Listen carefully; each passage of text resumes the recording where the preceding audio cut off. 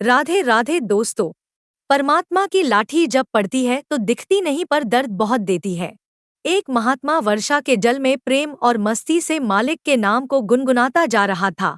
जाते जाते उसने एक मिठाई की दुकान को देखा जहां एक कढ़ाई में गरम दूध उबाला जा रहा था तो मौसम के हिसाब से दूसरी कढ़ाई में गर्मा गर्म जलेबियां तैयार हो रही थी। महात्मा कुछ क्षणों के लिए वहां रुक गया। शायद उसे भूख का एहसास हो रहा था या मौसम का असर था। महात्मा हलवाई की भट्ठी को बड़े गौर से देखने लगा। वह कुछ खाना चाहता था लेकिन उसकी तो जेब ही नहीं थी तो पैसे भला कहाँ से होते। वह महात्मा कुछ पल भट्ठी से हाथ सेंकने के बाद चलने ही वाला था कि नेक दिल हलवाई से रहा न गया और एक प्याला गरम दूध और कुछ जलेबियां उसको दे दीं।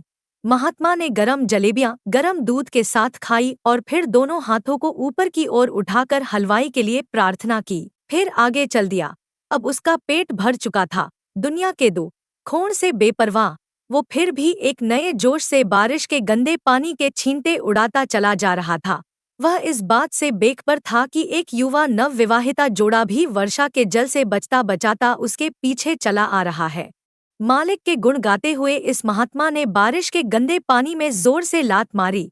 बारिश का पानी उड़ता हुआ सीधा पीछे आने वाली युवती के कपड़ों के ऊपर गिर गया। उस औरत के कीमती कपड़े कीचड़ से लथपथ हो गए। उसके युवा पति से यह बात बर्दाश्त नहीं हुई और वह गुस्से में आकर आगे बढ़ा और महात्मा के कपड़ों को पकड़कर खींचकर कहने लगा, अंधा है क्या? तुमको नजर नहीं आता? तेरी हरकत की वजह से मेरी पत्नी के कपड़े गीले हो गए हैं और कीचड़ से भर गए हैं। वह महात्मा हक्का बक्का सा खड़ा था, जबकि युवा को साधु का चुप रहना नाखुशगवार लग रहा था।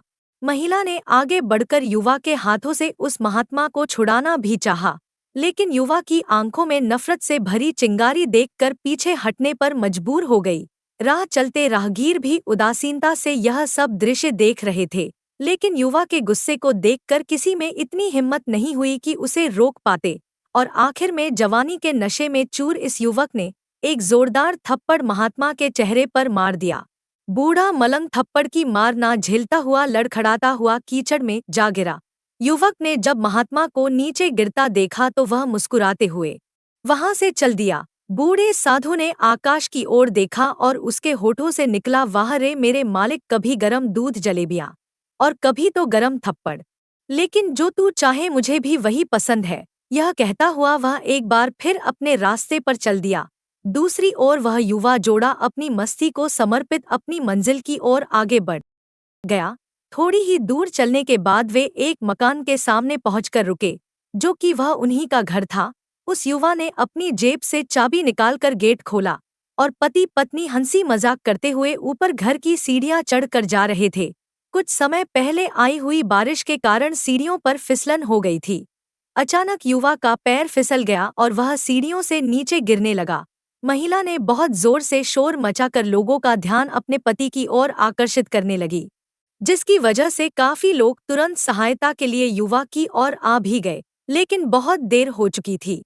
युवक का सिर फट गया था और कुछ ही देर में ज्यादा खून बह जाने के कारण इस नौजवान युवक की मौत हो चुकी थी।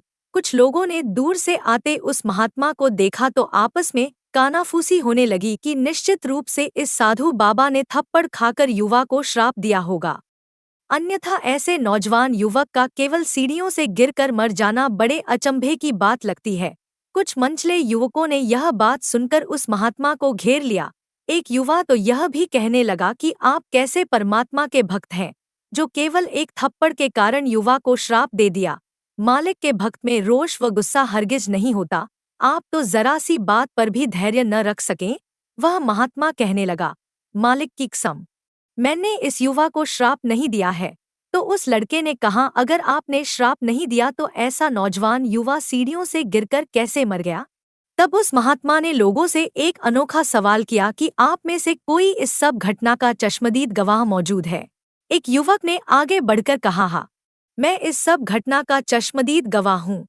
महात्मा ने अगला सवाल किया, मेरे कदमों से जो कीचड़ उछला था, क्या उसने युवा के कपड़ों को दागी किया था? युवा बोला, नहीं, लेकिन महिला के कपड़े जरूर खराब हुए थे। महात्मा ने युवक की बाहों को थामते हुए पूछा, फिर युवक ने मुझे क्यों मारा? युवक कहने लगा, क्योंकि वह युवा इस महिला का प्रेमी था और वह यह बर्दाश्त नहीं कर सका कि कोई उसके प्रेमी के कपड़ों को गंदा करे, इसलिए उस युवक ने आपको मारा। युवा की बात सुनकर उस महात्मा ने एक जोरदार ठहाका बुलंद किया और कहा कि मैंने आज तक किसी को श्राप नहीं दिया, लेकिन कोई है जो मुझसे प्रेम रखता है। अगर उसका यार सहन नहीं कर सका तो मेरे यार को कैसे बर्दाश्त होगा कि कोई मुझे मारे। और वो मेरा यार इतना शक्तिशाली है कि दुनिया का बड़े से बड़ा राजा भी उसकी लाठी से डरता है। तो दोस्तों, इस कहानी से हमें भी यही सीख मिलती है कि सच में उस परमात्मा की लाठी दिखती नहीं है और आवाज भी नहीं करती है, लेकिन जब पड़ती है तो बहुत दर्द देती है। हमारे कर्म ही हमें उसकी लाठी से बचा सकते हैं, बस हमारे कर्म अच्छे होने चाहिए। दोस्तों, आपको यह कथा कैसी लगी? हमें कमेंट में लिखकर अवश्य बताइए।